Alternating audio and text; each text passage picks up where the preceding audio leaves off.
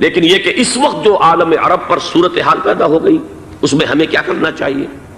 پاکستان کے جو حالات ہیں ان میں کیا مشورے ہیں، اب میں ان چیزوں کے بارے میں آپ سے چند باتیں عرض کروں گا۔ پہلی بات تو یہ ہے کہ مشرق وسطیٰ کے مسئلے میں اس کے پس منظر کو سمجھ لینا چاہیے۔ ہمارے بہت سے احباب جو ہے وہ فوری طور پر وقتی صورتوں کو جیسے کہ حالات و واقعات ہوتے ہیں صرف انہی کے اعتبار سے رائے قائم کرتے ہیں، چیزوں کا پس منظر جو ہے نگاہوں کے سامنے رہنا چاہیے۔ اس صدی کا ایک مختصر سا نقشہ ذہن میں رکھیے، یہ 20ویں صدی کے آغاز کے وقت جسے ہم پورا کہتے ہیں مڈل ایسٹ، بلکہ صرف مڈل ایسٹ نہیں، پورا شمالی افریقہ سلطنت عثمانیہ کا حصہ تھا، خلافت عثمانیہ۔ لیبیا، الجزائر، مصر، پورا حجاز، یمن، پورا عراق، شام، اور یہ شام ہی کے حصے ہیں در حقیقت، اردن اور لبنان، یہ سب یہ شام عرب، عراق عرب، یہ پورا علاقہ خلافت عثمانیہ یہ اس کا حصہ تھا۔ پہلی جنگ عظیم میں انگریزوں نے عربوں کو بغاوت پر آمادہ کیا، غداری پر آمادہ کیا، انہوں نے خلافت عثمانیہ کے خلاف بغاوت کی، بیج بوئے ان کے دلوں کے اندر نفرت کے، ابھارا انہیں کہ تم ترکوں کے غلام کیوں ہو، تمہیں خود حاکم ہونا چاہیے، تم کھڑے ہو جاؤ، ہم مدد کریں گے، تم بغاوت کرو، تم ان ترکوں کے خلاف ہماری مدد کرو، ہم تمہیں آزاد کر دیں گے، تم اپنے پاؤں پر خود کھڑے ہو جانا۔ یہ بہت ہی ہمارے لیے دردناک المیہ ہے اس پہلی جنگ عظیم کا۔ کرنل لارنس جیسا شخص، برطانوی استعمار، اور اس کے نتیجے میں عربوں نے بغاوت کی۔ اور اس قدر دردناک بات آپ کو بتا رہا ہوں، میں پہلی مرتبہ جب سن 62 میں حج کے لیے گیا مدینہ منورہ میں، ابھی وہ ریل کے انجن کھڑے ہوئے تھے۔ یہ ترکی کے زمانے میں، سلطنت عثمانیہ کے زمانے میں بغداد سے مدینے تک ریلوے لائن تھی۔ یہ پورا ایک عالم سلطنت عثمانیہ، صرف سلطنت نہیں، خلافت عثمانیہ، پوری ٹرینیں جو ہے ترکوں کی اڑائی گئی، ہزاروں ترکوں کو شہید کیا گیا، یہاں تک کہ صحن حرم میں شہید کیے گئے سینکڑوں ترک۔ یہ جرم تھوڑے نہیں ہے، معمولی نہیں ہے۔ آج جس کی سزا مل رہی ہے معلوم ہونا چاہیے کہ وہ جرائم کون کون سے تھے۔ اب بھی جو لوگ گئے ہیں انہوں نے دیکھا ہوگا ترکی کا قلعہ موجود ہے اوپر پہاڑی کے اوپر، حرم کا جو سب سے بڑا دروازہ ہے باب ملک عبدالعزیز، اس کے سامنے ایک لائبریری ہوتی تھی، اب تو غالباً وہ بھی گرا دی گئی ہے، اس کے پیچھے پہاڑی پر ترکوں کا قلعہ ہے پرانا، اس پر توپیں موجود تھیں۔ جب بغاوت ہوئی ہے، جو حرم میں آئے ہوئے تھے ترک فوجی، ظاہر بات ہے نہتے، وہ تو نماز پڑھنے آئے ہوئے تھے، ان کو وہاں ذبح کیا گیا ہے، اور ترکوں نے اپنی توپیں استعمال نہیں کی کہ کہیں بیت اللہ کو کوئی اذن نہ پہنچ جائے۔ بہرحال یہ غداری ہوئی ہے پہلی جنگ عظیم کے دوران، اور نہ صرف ترکوں کے، عربوں نے کی ہے۔ جیسا کہ میں نے کہا تھا، دو ہیں سب سے بڑے مجرم روئے ارضی کے اوپر امت مسلمہ کے طبقات۔ ہمارا پنجابی سپاہی بھی جا کر انگریزوں کی مدد کر کے ایلن بی کو قبضہ جو لے کر دیا بغداد کا، اس میں ہمارے مسلمان پنجابی سپاہی بھی شامل تھے۔ یہ خون چکاں باب ہے ہماری تاریخ کا اس صدی کا۔ لیکن اس کے بعد سلطنت عثمانیہ کے ٹکڑے ہو گئے، چیچڑے ہو گئے۔ ایک انگریز نے لکھا ہے، یہ جملہ ذہن میں بجھا ہوا جملہ، کہ تاریخ میں یہ بات ثبت ہو جائے گی کہ ایک انگریز نے اس سلطنت کے ٹکڑے کر دیے کہ جو عمر فاروق نے قائم کی تھی رضی اللہ تعالیٰ عنہ۔ یہ پورا عالم، یہ تمام علاقہ کس نے فتح کیا تھا؟ یہ بات ہاتھ بدل گئے تھے، پھر ترک آ گئے، خلافت عثمانیوں کے پاس چلی گئی، لیکن یہ سلطنت تو حضرت عمر رضی اللہ تعالیٰ عنہ کے زمانے سے چلی آ رہی تھی۔ اس کو ایک انگریز کرنل نے، اور اس نے بغاوت میں آمادہ کر کے عربوں کو اور ترکوں کے پیٹھ میں چھرا ڈھپوا کر ان کے ذریعے سے اور ٹکڑے کر دیے۔ لیکن جب جنگ ختم ہوئی، اب انہوں نے کہا کہ اب ہمیں آزادی دیجیے، تو اب انہیں معلوم ہوا کہ غداروں کو دنیا میں کیا ملتا ہے۔ ٹکڑے کر دیے گئے۔ یہ حصہ عراق یہ انگریز کے پاس رہے گا، شام کا یہ علاقہ یہ فرانسیسیوں کے پاس رہے گا، مصر پر انگریزوں کا تسلط رہے گا، لیبیا اطالویوں کے پاس رہے گا، لے دے کر یہ جو علاقہ تھا حجاز، چونکہ وہاں کچھ تھا ہی نہیں، بوادن غیر ذی زرع، یہ عربوں کے پاس چھوڑ دیا گیا۔ اس وقت جو بادشاہ ہیں شاہ حسین اردن کے، ان کے دادا سب سے بڑے غدار وہی تھے، لہذا ان کو اس علاقے کی بادشاہت دے دی گئی۔ اس کے بعد نجد سے ایک تحریک اٹھی ہے، وہ سعودی جو خاندان ہے وہ نجد سے اٹھا ہے۔ نجد میں اس وقت کچھ بھی نہیں تھا، وہ تو صرف ریت کے تودے تھے اور کچھ بھی نہیں، لہذا ادھر کسی استعماری قوت کو دیکھنے کی ضرورت ہی نہیں تھی۔ وہ تو بعد میں تیل برآمد ہوا اور اس کی حیثیت ہو گئی، اور یہ امارات کا علاقہ جو ہے اس کی دنیا میں اب گویا کہ یوں سمجھیے کہ جو سب سے زیادہ اہم علاقے ہو سکتے ہیں روئے ارضی کے نقشے پر، ان میں سے ایک وہ ہو گیا۔ لیکن یہ اس وقت کی بات میں کر رہا ہوں، کوئی حیثیت نہیں تھی، لہذا اس کو چھوڑ دیا گیا۔ یہ ہے تاریخی پس منظر، یہ لکیریں جو کھینچی گئی ہیں، یہ ایک ملت اسلامیہ کو جو قومیتوں میں تقسیم کیا گیا، پھر نعرے لگوائے گئے المصر للمصریین الشام للشامیین۔ اب شامی ایک علیحدہ قوم ہو چکے ہیں، مصری ایک علیحدہ قوم ہو چکے ہیں، عراقی ایک علیحدہ قوم ہو چکے ہیں۔ یہ ساری تقسیمیں استعمار کی پیدا کرنا ہے، اس کا کوئی تعلق اسلام کے ساتھ نہیں۔ اب ضرورت تو اس بات کی تھی کہ استعمار کے پنجے جب یہاں سے کچھ ہٹے، دوسری جنگ عظیم کے بعد ایک دور آیا، امریکہ ابھرا ہے دنیا کی عالمی سطح پر سیاست میں، اس کے ہاں کچھ آزادی کے تصورات تھے، اس نے بھی سپورٹ کیا۔ برطانیہ کمزور ہو چکا تھا، وہ اتنے بڑے علاقے کو اب ہولڈ نہیں کر سکتا تھا۔ ہندوستان بھی آزاد ہوا،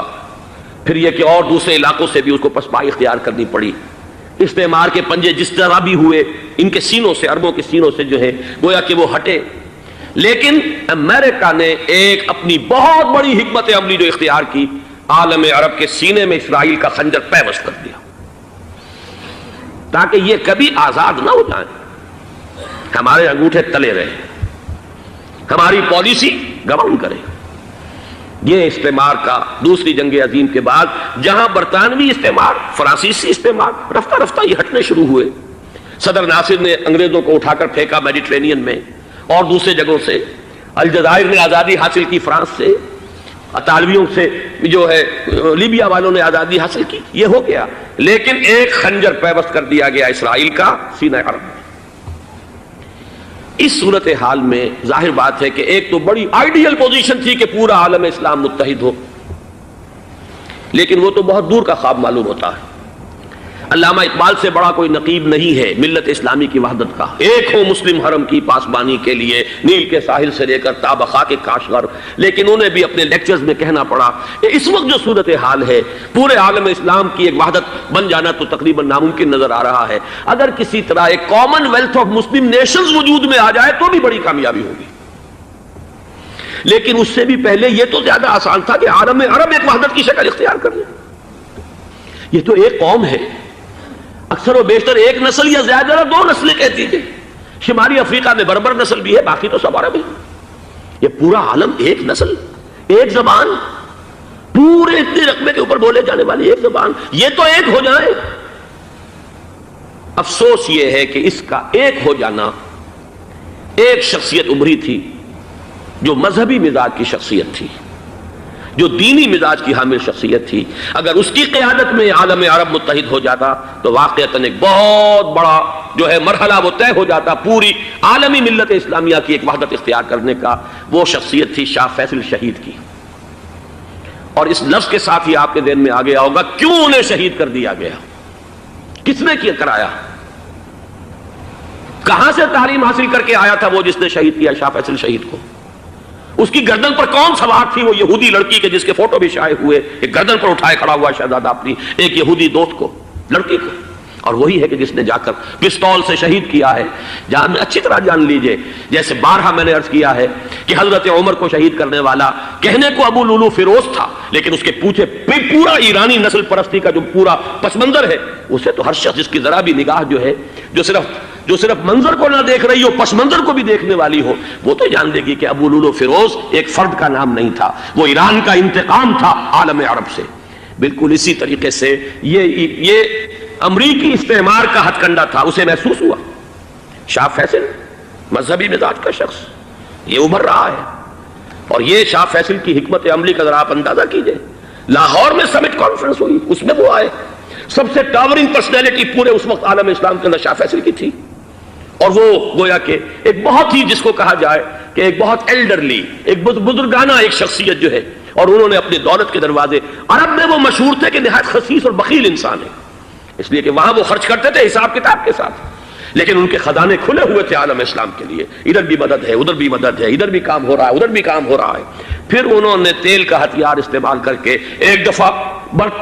امریکہ کو دن میں تارے دکھا دیے تھے، لہذا ان کا ہٹایا جانا سین سے یہ امریکی استعمار کے لیے لازم تھا۔ اب لے دے کر رہ گئے کون؟ سیکولر مزاج کے لوگ۔ پہلی اٹمپٹ جمال عبد الناصر نے کی، ناکام ہو گیا۔ قذافی صاحب نے کوشش کی کہ وہ ان کی جانشینی حاصل کر لے، ناکام ہو گیا۔ اب ایک تیسری شخصیت صدام حسین کی، ملحد ہے، اسلام سے کوئی سروکار نہیں، باس کا فلسفہ، سیکولرزم پلس عرب نیشنلزم، یہ اصول ہے۔ لیکن یہ ہے کہ یہ شخصیت ابو بکر ایسی آئی ہے کہ اس سے اس وقت یہ جان لیجئے، میں امریکہ میں بھی عربوں سے مل کر آیا ہوں، سعودی عرب میں بھی اب میں وہ دیکھ آیا ہوں، نوجوان نسل جو ہے عربوں کی، پورا جو دوسرے عرب ممالک ہیں جہاں پر کہ مذہب کا اتنا چرچا ہی نہیں ہے، پورا فلسطینی عرب، جارڈن کے عرب، شامی عرب عوام، وہ سب کے سب صدام کے پیچھے ہیں اس وقت، اس لیے کہ انہیں نظر آ رہا ہے کہ ایک شخص پھر ایسا پیدا ہو کر سامنے آ گیا ہے جو شاید عالم عرب کو پھر یونائٹ کر دے۔ اور یہ ہے اصل وہ شے کہ جو امریکہ کے لیے کسی صورت میں قابل قبول نہیں۔ دولت کے یہ ذخائر، خلیج کی یہ دولت، سیال سونا اور اس کے ذخیرے، اور یہ کسی طریقے سے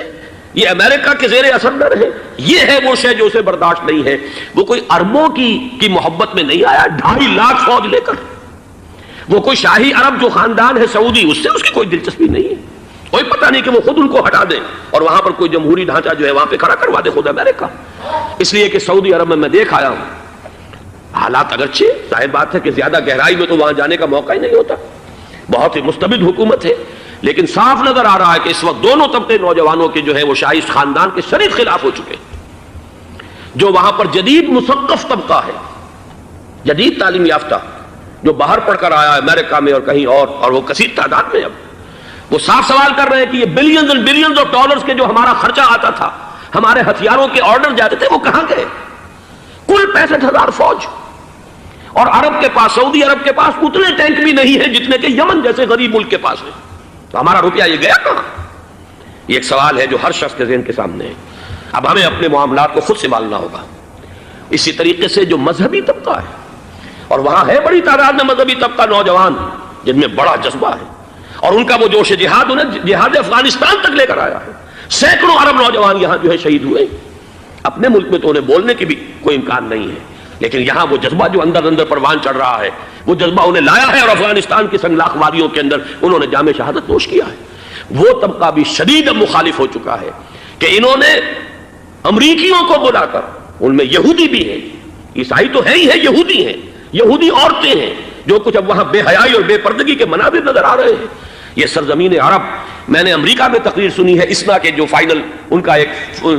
سیشن تھا، اسلامک سوسائٹی آف نارتھ امریکہ، جس میں میں مدعو کیا گیا تھا، اسی لیے میں نے یہ سفر کیا تھا۔ ایک نوجوان نے جو تقریر وہاں پر کی ہے، واقعہ یہ ہے کہ میں حیران رہ گیا اس کی جرأت کا۔ اس نے کہا کہ حضور نے فرمایا تھا کہ جزیرہ نما عرب میں 2 دین جمع نہیں ہو سکتے، اور آج شاہی خاندان کی صرف اپنی حکومت کو بچانے کے لیے امریکیوں کو اتنی بڑی تعداد میں بلا لیا گیا ہے، جن میں موبائل چرچ بھی ہیں، موبائل سینیگوگز ہیں، یہودی مرد اور عورتیں جو ہے دندناتے پھر رہے ہیں آج عرب کی سرزمین پر۔ لہذا جو مذہبی طبقہ ہے وہ اس پر شدید رد عمل جو ہے اس کے اندر پایا جاتا ہے۔ یہ حالات ہیں جو میں آپ کے سامنے چاہتا تھا کہ رکھ دوں۔ یہ وہ شامت اعمال ہے۔ ایک طرف یہ کہ وہ شخصیت جو ہے صدام حسین کی، وہ کوئی پسندیدہ شخصیت نہیں، لیکن یہ کہ اس شخصیت کو تقویت دینے والے بھی تو یہی لوگ تھے۔ انہیں خطرہ تھا ایران کے انقلاب سے کہ کہیں اسی قسم کا کوئی انقلاب ہمارے ہاں نہ آ جائے، لہذا انقلاب ایران کو ایکسپورٹ نہ ہونے دے، اس لیے انہوں نے اسی صدام حسین کو بلینز اور بلینز آف ڈالرز کی مدد دی۔ آج وہی ہے، عربی کی تو ایک کہاوت بھی ہے، سمن کلبک، یا کو لوگ اپنے کتے کو کھلا پلا کے موٹا کرو، کسی روز تمہیں کو کاٹے گا۔ آج وہ تو انہیں کاٹ رہا، لیکن یہ کہ اس کا جو علاج تجویز ہوا ہے وہ انتہائی خوفناک ہے۔ 2.5 لاکھ امریکی، وہ استعمار کے پنجے جو بمشکل عالم عرب کے سینے سے جو گڑے ہوئے تھے اس استعمار نے، مشکل ہٹے تھے کہ ایک دم اب وہاں پر خبریں آ رہی ہیں، فرانسیسی بھی آ رہے ہیں، برطانوی بھی آ رہے ہیں، کہاں سے فوجیں آ رہی ہیں، اور وہاں پر 2.5 لاکھ تو صرف امریکن آرمی کا، اس میں تقریباً 1.5 لاکھ تو پہنچ چکی، اور جو بھی ہوگا وہاں پر جیسا کہ میں نے عرض کیا ہے اس قدر خوفناک سین ہے۔ میں نے بہت سے حضرات واقف ہوں گے، کئی مرتبہ میں نے حوالہ دیا ہے، مولانا سید حامد میاں رحمہ